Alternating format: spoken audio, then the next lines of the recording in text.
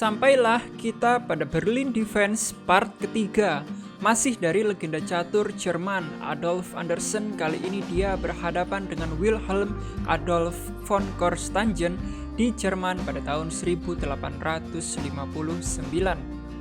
Permainan masih sama dengan dibuka putih dengan pion maju ke E4, direspon pion E5, kuda F3, kuda hitam C6, gajah terang ke B5 Ruy Lopez, dan kuda hitam ke F6 Berlin Defense. Dan memasuki variasi ketiga ini, putih memajukan pion ke D4. Anderssen langsung menggerakkan kuda makan pion dibalas kuda makan kuda. Lalu di sini pion makan kuda. Putih lalu memajukan pion ke E5 mengancam kuda hitam. Tetapi Anderssen tidak memindahkan kudanya. Dia memilih memajukan pion ke C6 mengancam gajah terang putih. Lalu putih rokade pendek. Anderssen menggerakkan pion makan gajah. Lalu putih mengembangkan gajah gelapnya ke G5 menambah tekanan pada kuda hitam. Anderssen lalu mengembangkan gajah gelapnya ke E7.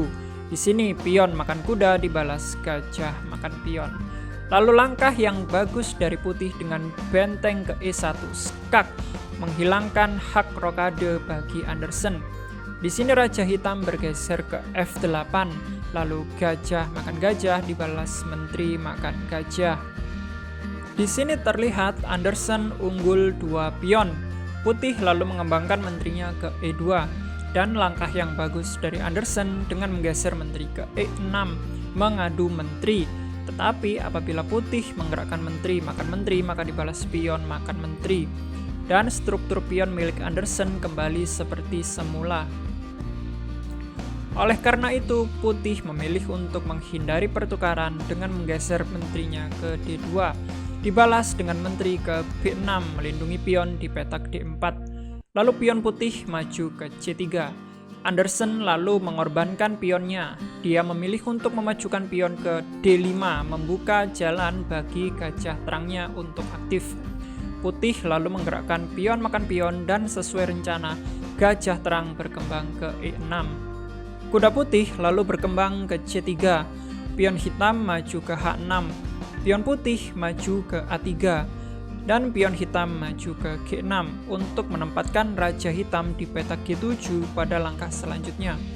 Putih memajukan pion ke B4 dan sesuai rencana Anderssen menggerakkan raja ke G7, mengamankan rajanya sekaligus menghubungkan kedua benteng. Putih lalu memajukan pionnya ke F4. Di sini Anderssen menggeser bentengnya ke C8 untuk menguasai file C. Putih lalu memajukan bentengnya ke E3. Anderssen menggeser bentengnya ke D8 meluruskan dengan menteri putih. Di sini kuda putih bergerak ke E2. Lalu Anderssen memiliki rencana. Dia menggerakkan gajah terangnya ke F5. Benteng putih lalu bergeser ke C1 mengadu benteng, tetapi Anderssen tidak peduli. Dia menggerakkan gajah terangnya ke E4. Terlihat gajah terang ini sangat kuat menekan wilayah di sayap raja putih. Lalu putih menggerakkan kuda ke C3 dengan ancaman untuk mengeliminasi gajah terang. Anderssen lalu memajukan pion ke F5 menambah perlindungan pada gajah. Putih di sini melanjutkan dengan memajukan pion ke G4. Raja hitam lalu bergeser ke H7. Pion putih maju ke H4. Benteng hitam maju ke C4. Dan putih berbuat kesalahan. Dia menggerakkan kuda ke E2 dan Anderssen di sini mengambil kesempatan dengan menggerakkan pion makan pion. Lagi-lagi unggul 2 pion.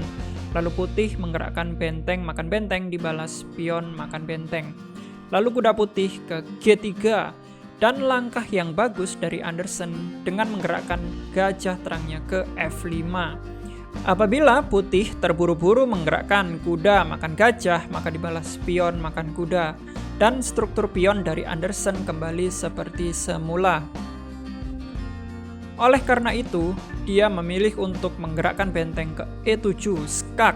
Lalu raja menghindar ke G8 dan menteri putih ke E3 dengan tujuan untuk skak.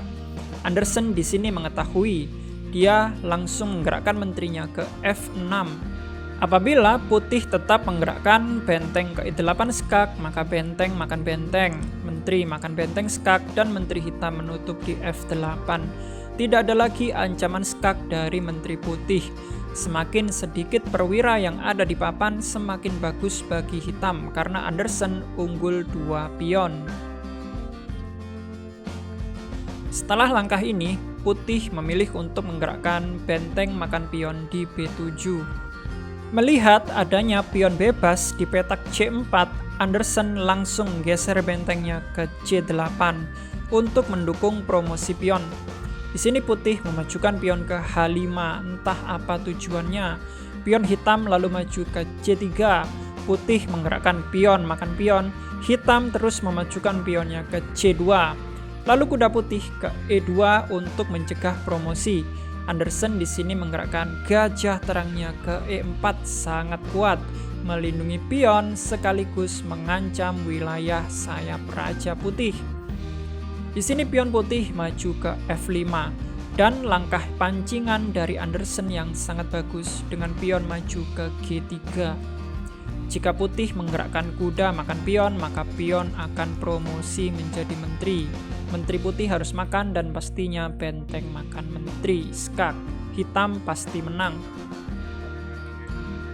Atau jika menteri makan pion, sama saja pion promosi, skak, kuda makan menteri, dan di sini benteng makan kuda, skak. Lagi-lagi Anderson unggul 1 perwira dan pasti akan menang.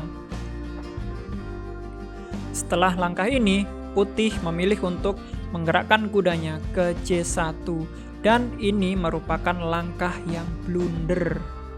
Dan diselesaikan Anderson dengan menteri ke H4, ancaman skakmat di petak H1.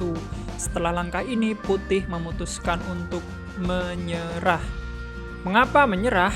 Karena tidak ada yang bisa dilakukan putih untuk menghindarkan diri dari skakmat.